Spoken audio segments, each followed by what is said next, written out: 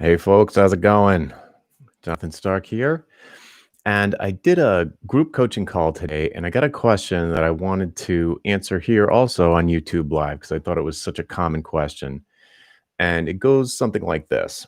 The question is, how do I tactfully approach a company who clearly needs my service, whatever I do, but they don't know who I am? They have no clue who I am. So, how do I start the conversation when I can see that this company is in desperate need of what I do? And the first thing to keep in mind here is that you want to be tactful about it. So, like for example, let's say you do car detailing and you specialize in trucks and you make trucks look amazingly clean. You clean every little thing about, every little part of the truck. And you just go up to people in a Home Depot parking lot who have dirty trucks, and you say, "Hey, I noticed your truck is a total disaster area. How about you take it down to my detailing place, and here's a coupon for that." That's not that tactful. Another great example is like a personal trainer going up to someone who's like really overweight, standing in line at a Starbucks and saying, "Hey, why don't you come down to my gym? I can see you need me." It's like, no, that's not appropriate. So you want to be tactful about it, of course. The other thing is you can't assume that the sort of deficiency that you perceive is something they care about. So the person with the dirty truck in the Home Depot parking lot might not care. It might not bother them in the least, and they have no interest in spending a bunch of money with you to get their truck detailed.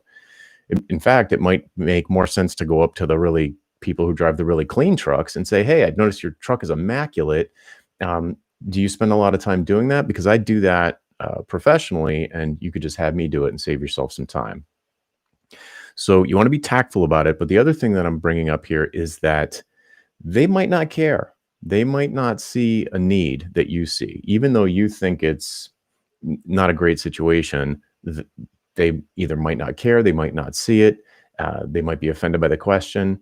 So, in more realistic example, when I was doing like mobile web consulting and mobile strategy, all the time I would see websites for big brands, back in the early 2000s or mid 2000s, 2000, well, I guess it was 2010-ish, around 2010, you'd have like J. Crew or Nike was, I think, usually pretty good, but like the New York Times or whatever. You'd go to these websites and they were just unusable on mobile, and they'd have great products, or they'd be a media company, and they'd have good stuff elsewhere, but they just didn't. They just had a terrible user experience, and so it's easy for a user experience person to look at that and think, "Oh, I could definitely improve this situation for them. They need me.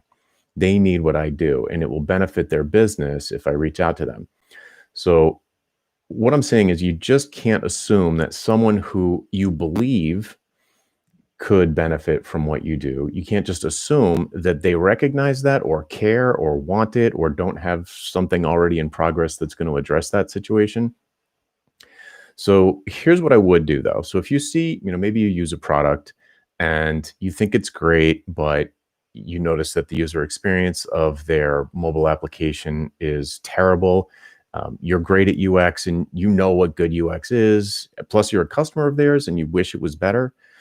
You might want to think about, well, what would be the benefits? What do I think the benefits to this company would be if I could improve the UX of their mobile website? Let's just stick with that example. Well, what are some benefits of having a better user experience? Well, if their business model is like an annual subscription, maybe they're noticing a lot of churn at the end of the first year. So perhaps you believe that creating a better user experience on the mobile application would decrease their churn. Or maybe it's something else. Maybe it's signups. Maybe the sign-up experience is atrocious, and you could increase the conversions on their mobile website for their free trials or signups for the service. Whatever you think it is, don't just say like, "Oh, this UX stinks. I'm good at UX. I'm going to reach out to the CEO and say, hey, I noticed I'm a customer. I love your product, but I noticed that the user experience on your mobile site is not great. It has a lot of opportunity for improvement. I do mobile UX. How about we have a conversation to see if there's a good fit?" That's pretty good because you're not being presumptuous about the fact that they definitely need or want the thing that you do. But I think it would be a little bit better if you started with the benefits instead of the service that you offer. So if you got in contact with the CEO of this company and said, "Have you ever noticed?" Say, "Hey, I use your product. I love it. I'm a customer. Um, I noticed I'm a web developer or I'm a UX designer or whatever you are, and I noticed that the user experience on mobile was a little bit was not what I expected. It wasn't up to the same high standards as the rest of the brand, the product itself. And I wonder, do you have a churn problem? Do you have more churn than you want, or do you have a hard time getting conversions on mobile? Is your conversion rate really bad on mobile?" You could just leave out the mobile UX stuff and just lead right with something a little bit more. If you wanted to be more aggressive, you just like pick up the phone and get the CEO on a call. Say, "Hey, if I told you I could double your lifetime customer value, if I told you I could improve your conversion rate on mobile by 50%, would you give me 15 minutes to talk about how we could probably improve that?" So what I'm saying here is you want to not assume, be tactful when you reach out to the person, assume that they don't care about the thing because they have demonstrated with their behavior that they're not doing anything about it. So maybe they don't care, but try and come up with some benefits that you believe would result from fixing that thing that you see, and then bring the results to the person in your initial outreach. So, whether you start off with like, "Hey, if you could double your lifetime customer value, would that be a big deal?" Or in 2021, is your strategic plan for 2021 to increase your conversion rate for signups or decrease cart abandonment? Whatever the business outcomes, the likely business outcomes of the service that you happen to provide, whatever those likely business outcomes are, you could lead with those. And if that's more likely to get the person's attention. And then they could be like, "Well, okay, I'll give you 5 minutes." And you say, "Well," and then you could go into the whole thing about, "I'm a customer. I love the product. I noticed that the mobile experience was a little disappointing to me compared to all of this other great stuff. And as a professional in the space, I have to imagine that has a negative impact on your conversion rate or your churn or your customer lifetime value or some of these other numbers that business people actually care about." So I think that's probably everything I need to say about that. It looks like a few people are in the chat. But if you'd be interested in checking out my group coaching, you can go to jonathanstark.com/group. And we do live calls. We could have a live call like this every other week, and you could get in my coaching Slack room, and be great to have you there. All right, let me jump into the chat here. Mustafa, good to see you. Peter, hello. Thanks. This is a great topic. Thanks, Mustafa. Would it be better to give some value first before discussing my service? You could do that. You could. It would be, yes. That's a longer game. So I would almost hesitate to call that outreach, and I'd call that more like softer marketing. But you could reach out and say, if you came up with some sort of a lead magnet that you believe would be helpful to. Trying to think of one based on the example.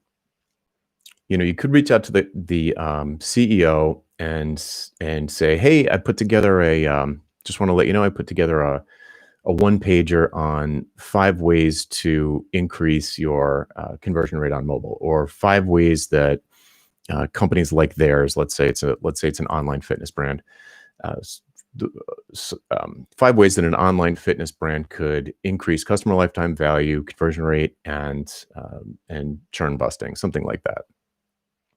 And then have like a one sheet, or a short PDF that talks about the effects of user experience on numbers, on numbers like these that we're talking about. But I really think it's important when you're talking to a CEO, somebody at the top of the food chain, which I would recommend if you're going to do this kind of outreach, call the person the farthest up the food chain, get them, and if they need to hand you downstream to someone, that's fine. But you might as well, if you're going to cold call somebody or you're going to reach out to somebody directly, you might as well aim for the top and bring them numbers. People like that are going to care about numbers. What numbers can you improve for me?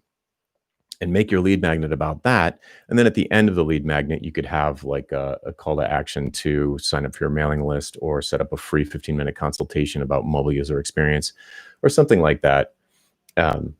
You could do that. It's a softer, slower build, but you could definitely do that. Um, David, this topic is eerily relevant to me right now. Of course.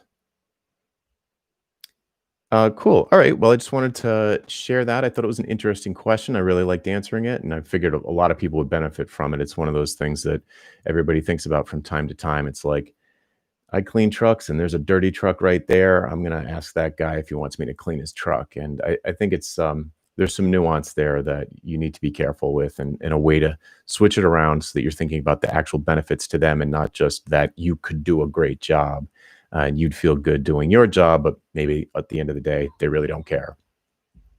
All right, cool. That's it for this time. We'll see you again soon. I'm Jonathan Stark.